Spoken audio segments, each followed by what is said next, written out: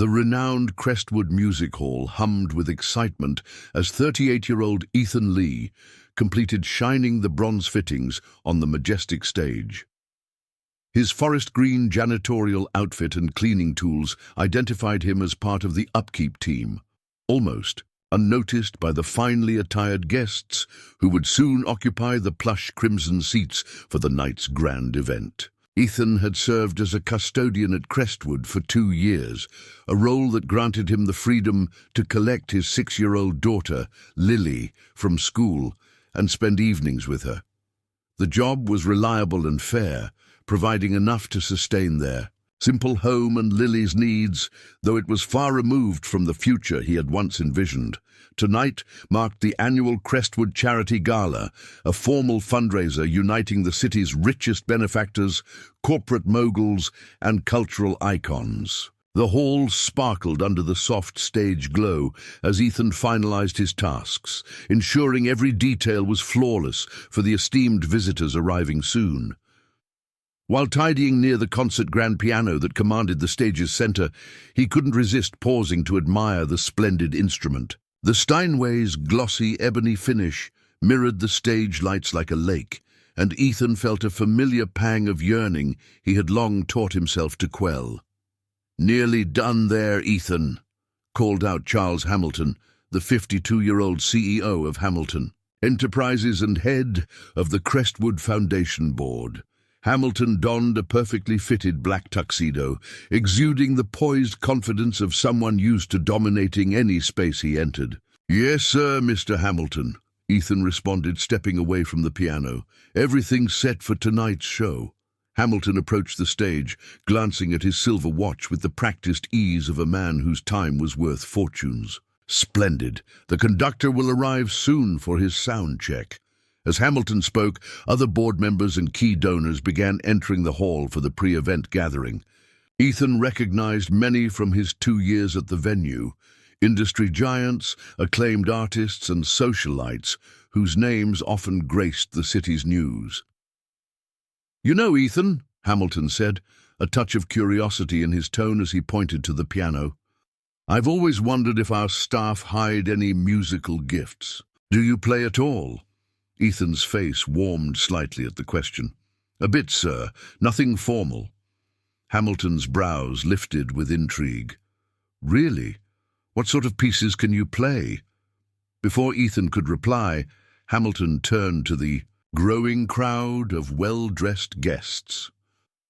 "Ladies and gentlemen," he announced, his voice resonating through the acoustically pristine hall, "I've just learned that our custodial worker Ethan claims some piano talent. Shall we have a little prelude before the main performance?" A ripple of intrigued murmurs spread through the audience. Ethan's stomach sank as he realized Hamilton saw this as a playful diversion, a brief amusement for the affluent guests. Before the serious music began, "Mr. Hamilton," Ethan said softly, "I don't think that's fitting. I'm here to work, not perform." "Nonsense," Hamilton proclaimed, clearly relishing the light-hearted moment. "It's a gala, after all. Everyone should add to the festivities. Besides, how often do we hear what our maintenance team can do with a $2 million piano?" The crowd chuckled warmly at Hamilton's remark, and Ethan noticed several pulling out phones to capture what they expected to be a charming spectacle, a working-class janitor attempting classical music for a refined audience. Ethan gazed at the sea of expectant faces, many showing patronizing amusement, and felt a spark ignite within him. These people viewed him as a curiosity, a tale for their next social gathering, unaware of who he truly was or what he had given up to wear this janitorial uniform. "What would you like me to play?"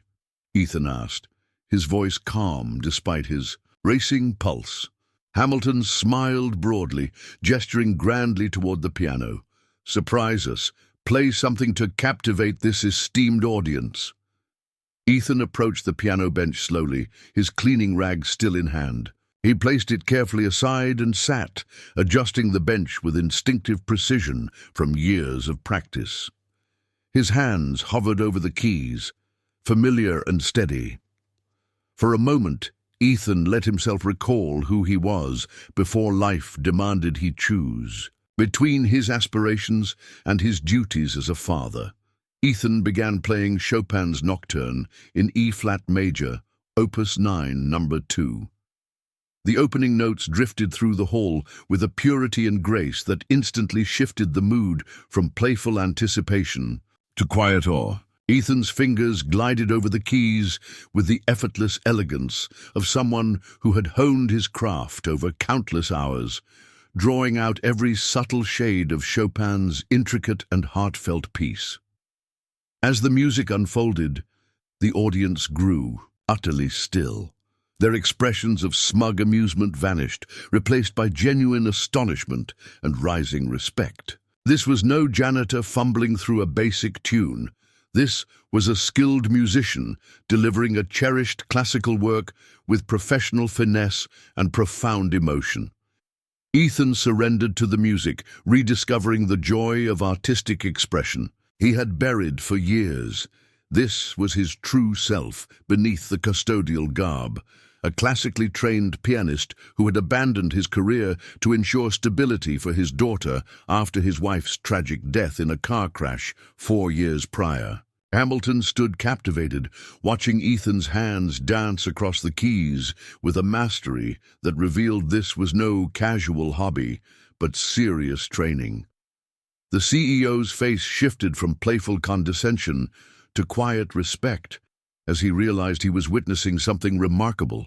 When Ethan concluded the nocturne, the hall fell into a deep silence. For a moment, no one stirred or spoke, as if hesitant to break the enchantment woven by the music.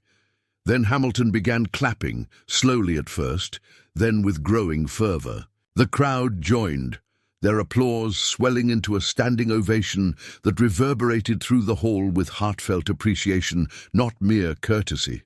Ethan rose from the bench, his face glowing with the emotion of sharing his talent publicly for the first time in years.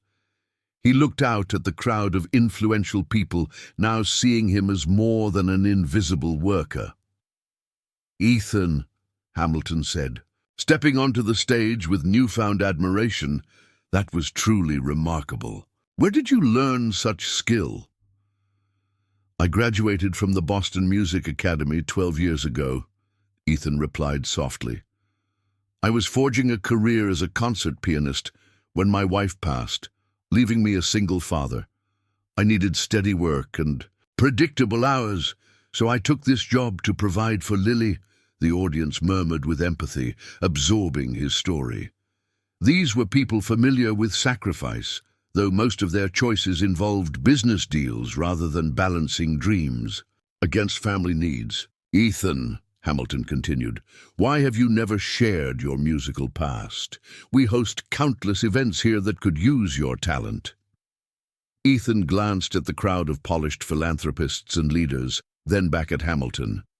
"Mr. Hamilton, when you're raising a young child on a custodian's wages, you focus on keeping your job, not seeking special favors.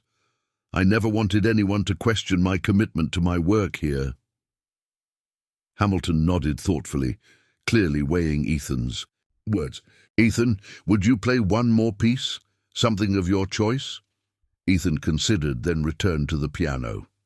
This time he played Bach's Air on the G string, a melody that had soothed his daughter Lily as a lullaby in her early years. As the hauntingly beautiful notes filled the hall, Ethan thought of Lily, spending the evening with their neighbor, Mrs. Carter, likely doing homework and eager to hear about his day. The music stirred deep emotions in the audience.